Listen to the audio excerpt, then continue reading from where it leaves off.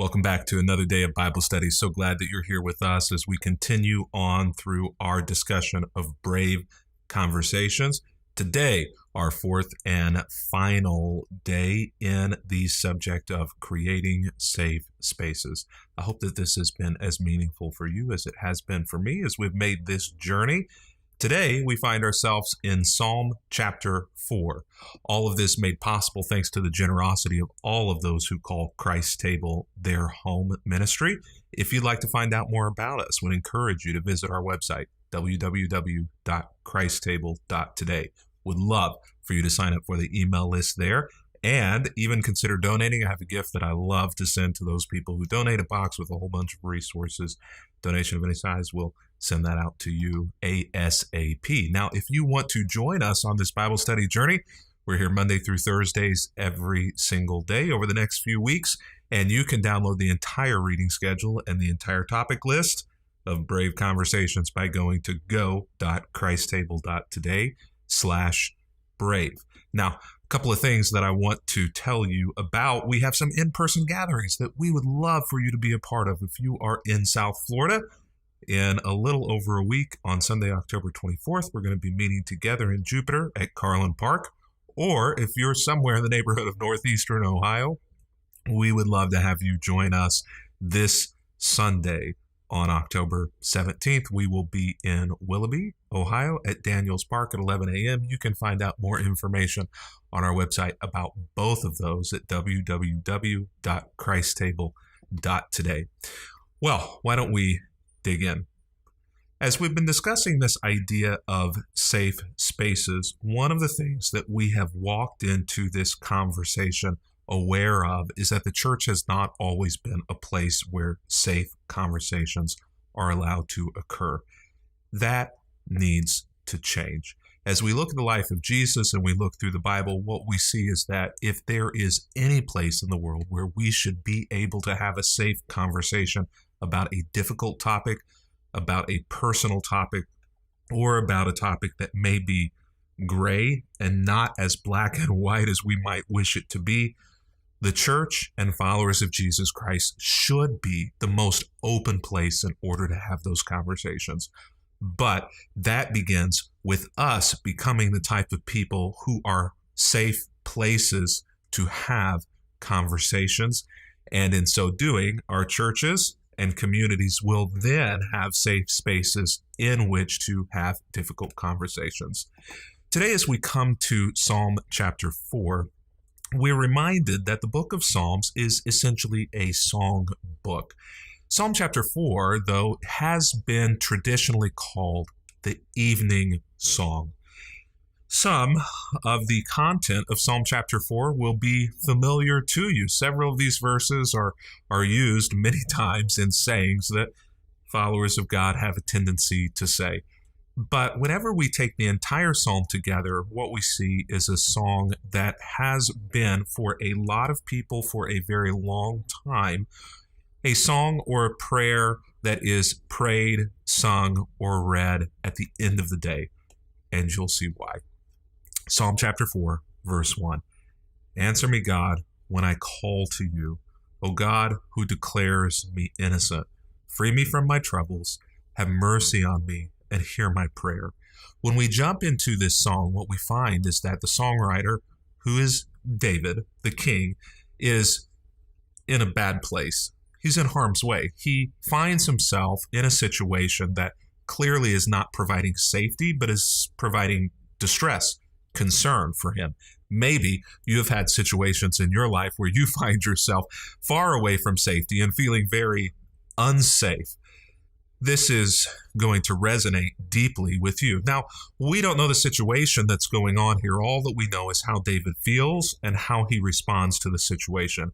Many people, I think maybe rightly so, have posited that what David actually is experiencing here is a knock-down, drag-out fight with one of his sons, Absalom. Now, I don't have time to go into the story, but essentially what happens is Absalom, David's son, wants the throne and is out for his father's head.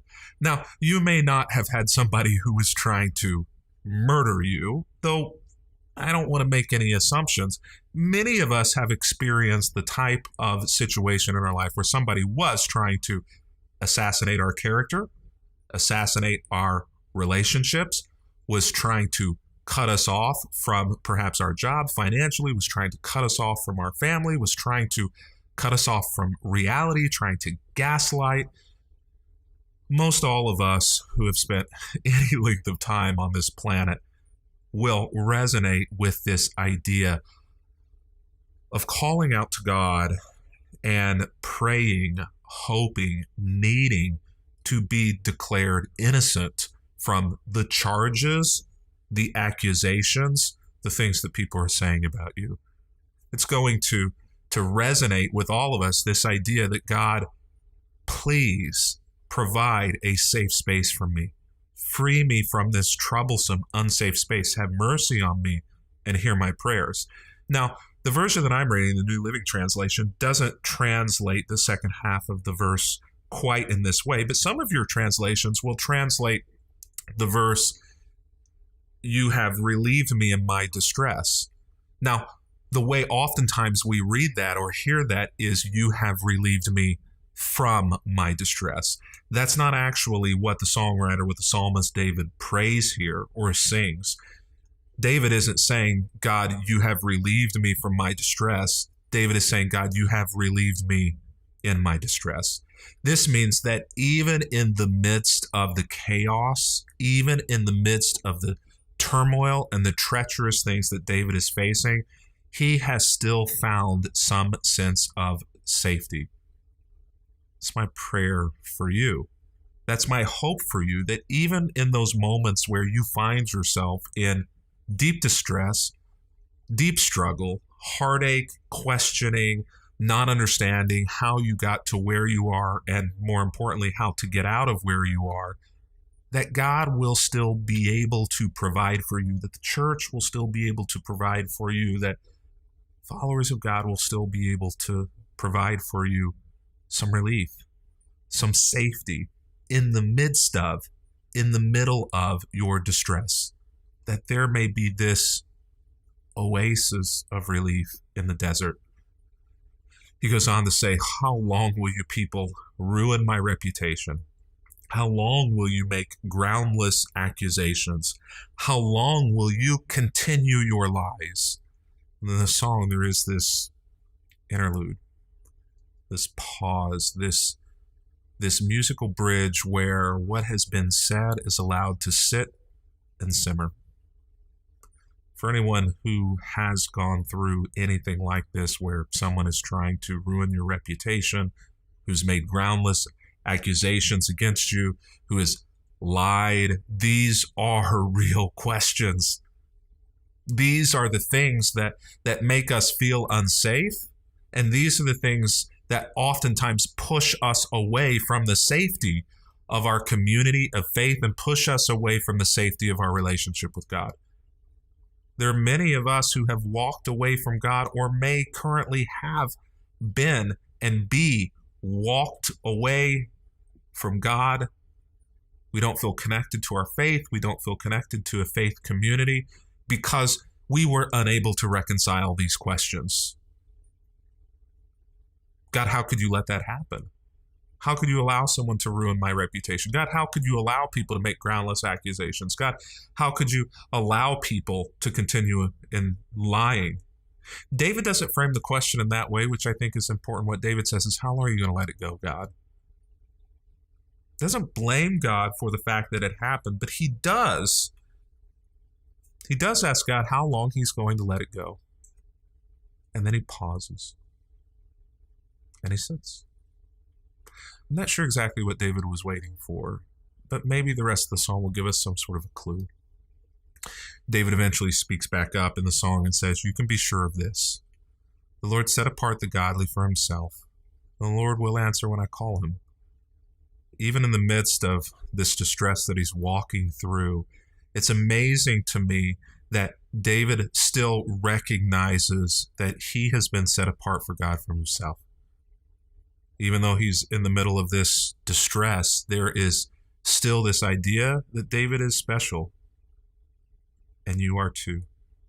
that David is God's, and you are too. And this doesn't change any of that unless David allows it. And the Lord will answer when I call to him. I love that. David doesn't say that the Lord may answer in the way that I want him to when I call to him. David doesn't even say that I'm going to know when and how and what God says whenever I call to him. But David is certain, and you can be as well, that God will respond. Even if what you feel and what you hear is silence, that does not mean that God is not responding, that God is not answering. David, speaking to himself here, don't sin by letting anger control you. What many of your versions will say is, be angry and sin not. You can be angry, you can be frustrated, you can be darn mad, and yet still not sin. The Bible says that God has anger. Anger in and of itself is not wrong and is not bad. But if that anger drives us to harm of ourselves or of others, Jesus says that's murder. Think about it overnight. Remain silent. Interlude. There's that pause again. And you're beginning to see why this has been traditionally called the evening psalm. It's at the end of the day, whenever that email has come through, or that social media message has come up, or that phone call happens, or you lie there in bed and begin to recount all of the distress that you have experienced during the day, where that anger begins to well up, and it can become difficult. Your home, your mind, your bed is no longer a safe space. David gives some advice here. Think about it overnight. Remain silent. Don't immediately act. Just pause. Offer sacrifices in the right spirit and trust God. Offer sacrifices was essentially worship. Offer God worship. Offer him praise. What might that be for you? That might be journaling. That might be prayer. That might be singing. That might be reading in scripture. Whatever that is for you that helps you to trust God, that reminds you that you are in a safe space with God, even in the midst of chaos, that for you is worship. And David says, do that thing. I love that what I see here is David coaching himself. Think about that for just a moment. David is coaching himself in the midst of his distress. He's actively reminding himself of who God is, what his relationship with God truly is, and what he needs to do in order to not spin out of control.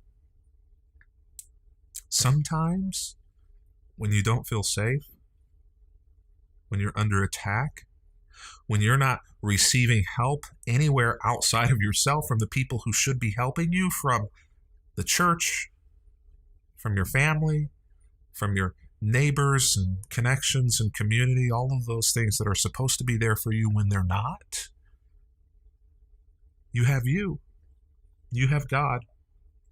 And there are those moments when that is the most important thing that you need to do, is to coach yourself through your unsafe space and your fears. Many people say, who will show us better times? Let your face smile at us, Lord. David pleads, prays, begs God for better times, and he knows that God can and will do so, but he prays that it will be soon.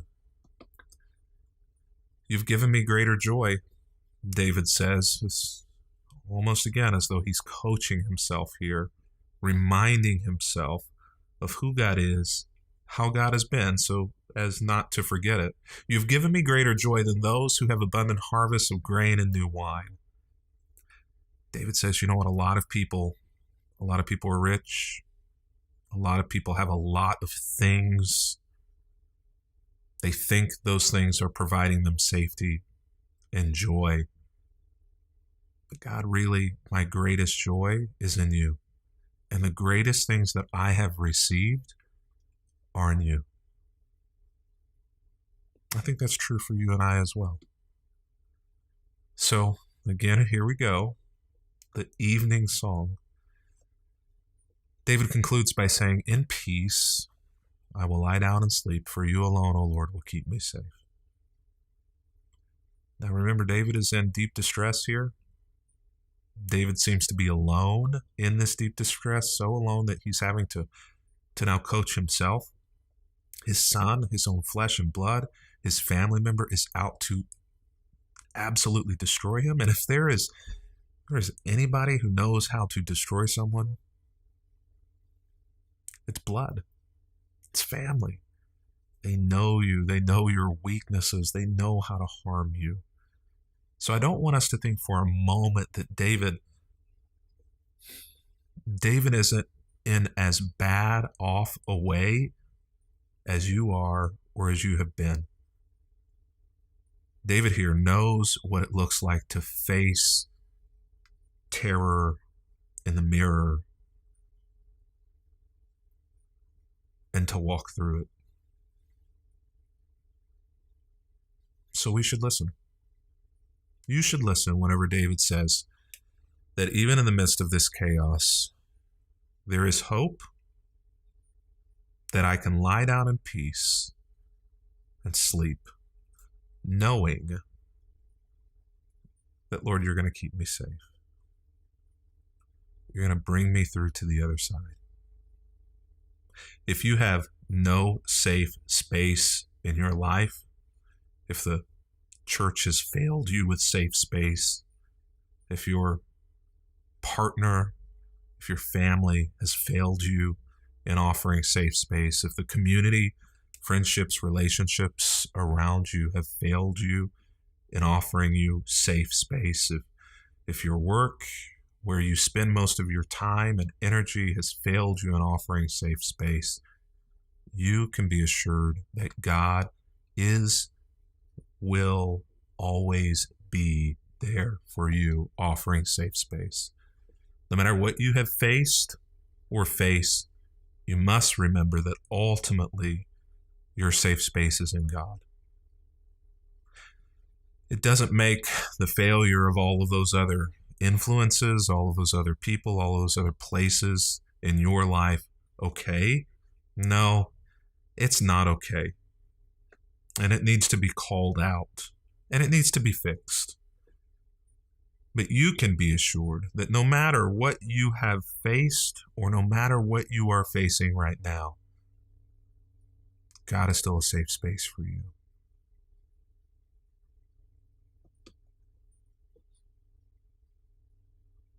God is still a safe space for you.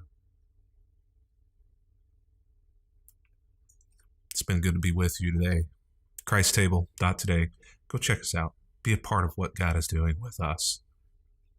Until next time.